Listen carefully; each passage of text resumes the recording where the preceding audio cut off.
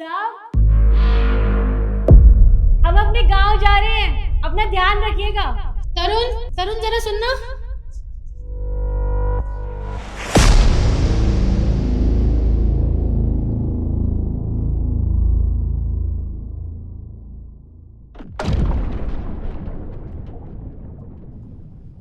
एक मिनट, देख रहे हो तरुण कैसे चोरी करके भाग रही है यहाँ से? क्या चोरी? नहीं नहीं साहब, मैंने कोई चोरी नहीं किया है। सच में मैंने कोई चोरी नहीं किया। मैं चोर नहीं हूँ। ये ड्रामा करने की ना जरूरत नहीं है। बहुत अच्छे से जानती हूँ कि तुम इस घर से चोरी करके भाग रही हो, है ना? नहीं साहब, मैंने सच में कोई चोरी नहीं किया। मुझे नहीं पता मैम साहब क्या बोले जा रही है। मैं चोर नहीं हूँ साहब। अरे चोर की शक्ल पे नहीं लिखा होता कि वो चोर है। अभी मैंने अपनी अलमारी चेक की थी और उसमें से पूरे 5 लाख रुपए गायब है। और हमारे घर में हम 3 लोगों के अलावा रहता ही कौन है? मैं, मेरे हस्बैंड और तुम। और हम तो चोरी कर नहीं सकते अपने घर में, तो चोर कौन हुआ? तुम। देखिए मैम साहब, आप बहुत गलत बोल रही हैं हमारे बारे में। मैं अपनी माँ की कसम खा के कहती हूँ साहब, मैंने कोई चोरी नहीं किया है सच में। अरे ओ, ये ड्रामा करने की ना जरूरत नहीं है। और ये कस्में ना तुम जैसे गरीब लोगों के लिए बनी होती हैं। जब मन करता है मुंह उठा के कसम खा लेते हो। और क्या सोचते हो कि हम बेवकूफ बन जाएंगे, तुम्हारी कसम पे यकीन करेंगे? देखो चुपचाप हमारे पैसे वापस कर दो, वरना मैं तुम्हारा वो हाल करूंगी कि कोई बचा नहीं पाएगा। पर मैम साहब, हमने जब चोरी की ही नहीं है तो हम वापस क्या करें? साहब, हम झूठ नहीं बोल रहे हैं। 6 साल से काम करते हैं यहाँ पर, कभी हमने एक पैसा नहीं चुराया। और मैम साहब कह रही कि हम चोर हैं, हमने पैसे चुराए हैं। अरे पैसे देख के ना अच्छे अच्छे को लालच आ जाता है। और तरुण, तुम इसकी बात क्या सुन रहे हो? इसका बैग चेक करो ना, इसी में पैसे होंगे।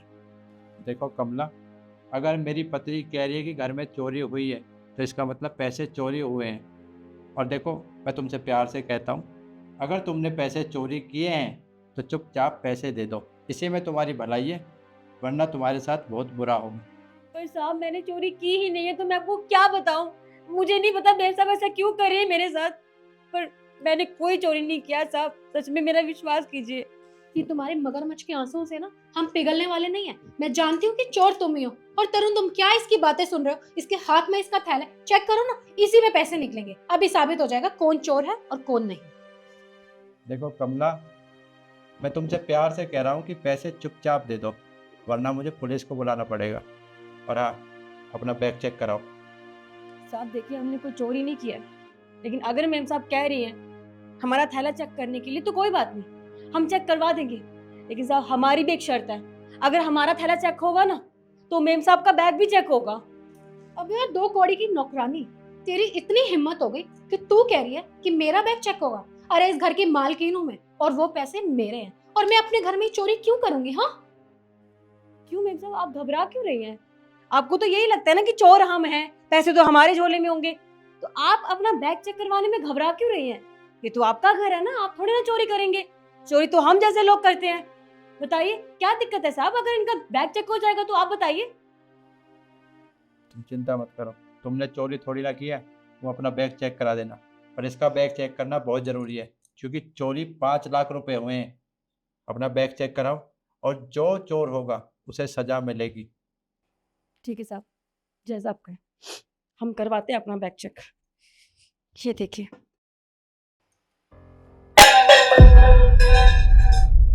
देख लीजिए साहब, इसमें बस ये कपड़े हैं और वो हमारा टिफिन है। हमने तो चेक करवा दिया ना, हमारे बैग में कुछ भी नहीं है, कोई पैसा नहीं निकला। लेकिन अब बारी मैडम की बैग की है। रुकिए, तो अब आप मालकिन का बैग चेक कीजिए। अरे ये पैसे आपके बैग में क्या कर रहे हैं मैम साहब? पैसे तो हमारे थैले में होने चाहिए थे। इससे कैसे हो सकता है? ये पैसे मेरे बैग में कैसे हैं? ये पैसे मैंने अपने हाथों से तुम्हारे बैग में। सुनिए साहब, ये पैसे मेम साहब ने अपने हाथों से हमारे थैले में डाले थे।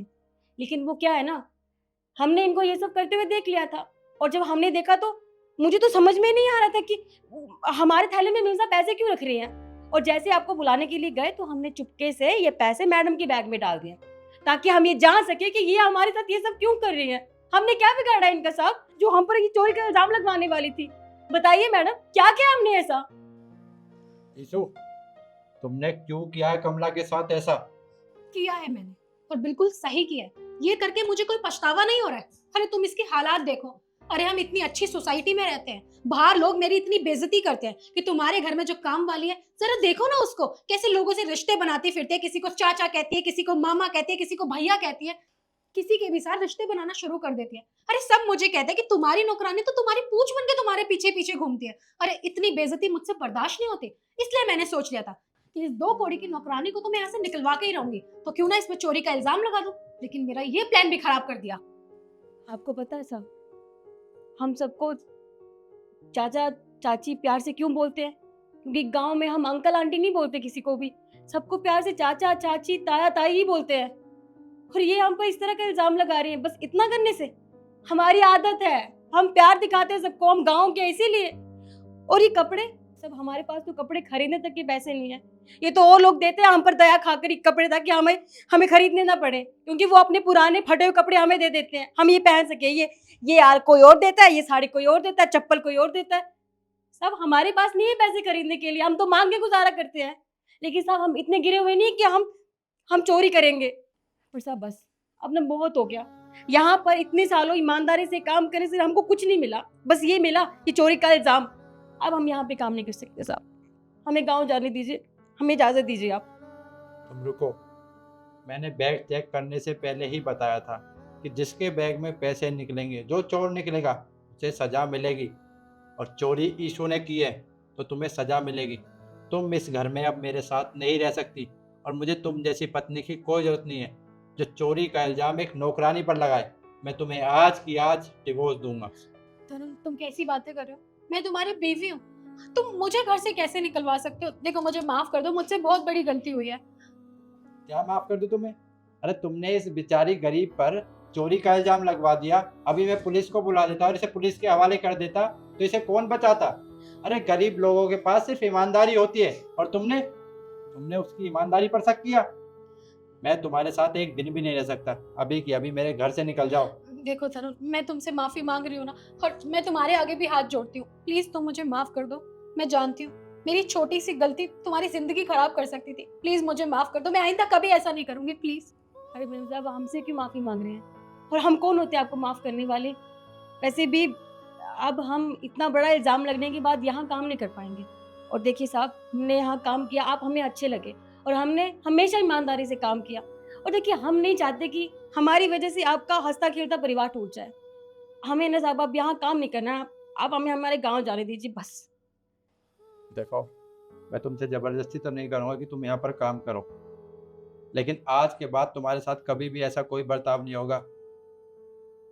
आगे तुम्हारी मर्जी, अगर तुम यहाँ पर काम करना चाहती हो तो कर सकती हो, मैं तुमसे जोर ज़बरदस्ती नहीं करूँगा, क्योंकि इसमें गलती सॉरी की सारी इशू की है।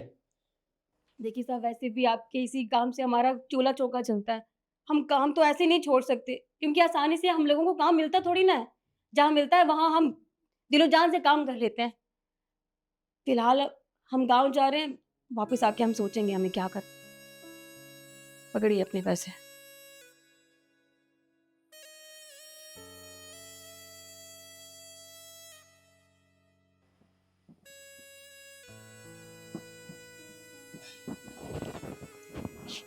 कमला, मैं अपनी पत्नी की तरफ से तुमसे हाथ जोड़कर माफ़ी चाहता हूँ।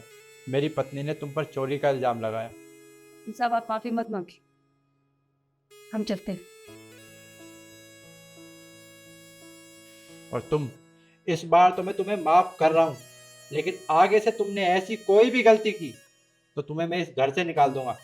और ये पैसे मुझे दो, आज के बाद मैं तुम्हें पैसे रखने के लिए दूंगा ही नहीं।